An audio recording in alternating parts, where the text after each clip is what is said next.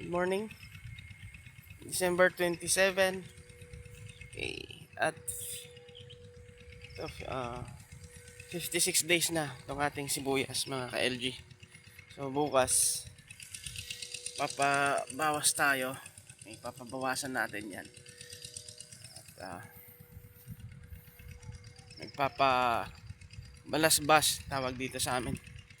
Papadirect. Okay. Ito siya. Medyo makapal ng konti yung ating sibuyas. Kaya, ayan. Kagaya nito. Papabawasan natin yan para sa ganon is yung laman niya maayos yung laman, hindi pino sasabihin ng buyer na naman good pickles pag makapal. Ayan na yan, so kailangan bawasan yan. So bukas yun ang schedule natin at may bibili naman. Good part, makakabawi tayo sa labor, may pang labor tayo. At kung medyo marami-rami, meron pa tayong magagamit ulit pambili ng abono. So at 60 days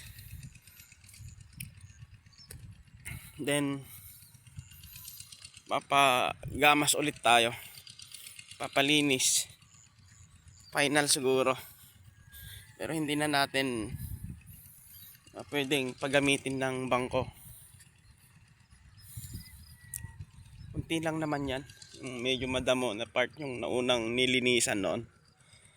So ito yung ating pinagkakaabalahan, nagtutuunan ng pansin at nagkakagastusan, nagpapaguran. Hopefully mag-prosper. Ito, mayroon tayong kaibigan dito. Yan o. Ito yung kanyang area na kinainan. Okay. So far so good. Ito na yung ating sibuyas. Okay. Hopefully hindi mag-i-import ang DA during this harvest season. Baka mamaya sabayan na naman ng importation. Kawawa na naman tayong tatanim ng sibuyas. Yun yung nangyari eh. Sinabayan last year pag-i-import. Kaya instead na maganda-ganda rin yung kita nating mga magsisibuyas, nag-import po sila.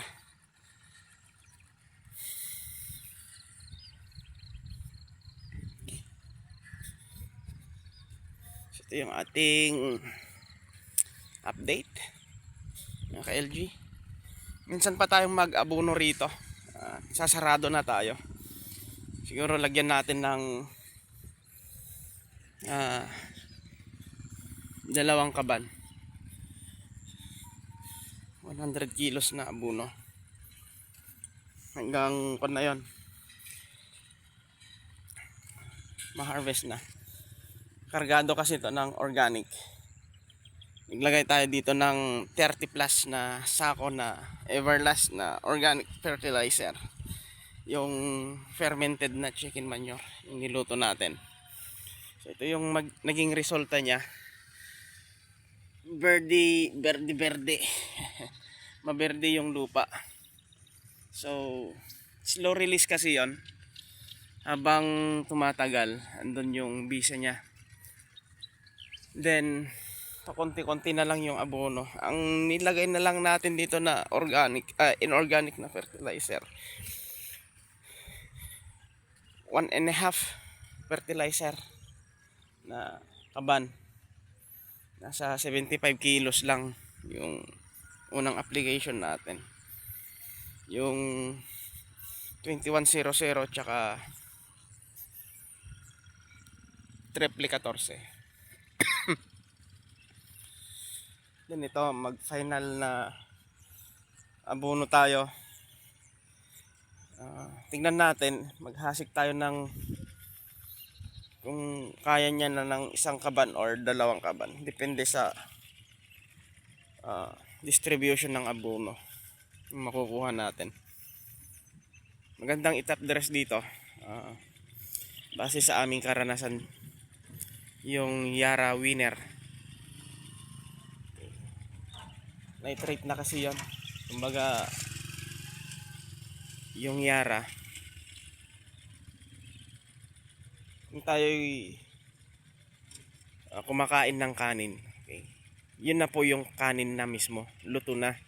Unlike yung mga ammonium base, yung ibang mga abono, bigas muna yon. So, kailangan ng process bago siya maging kanin, para makain ng ating halaman. Okay. So yun po yung pagkaiba ng nitrate yung sa Yara na fertilizer. Okay, happy farming, KLG.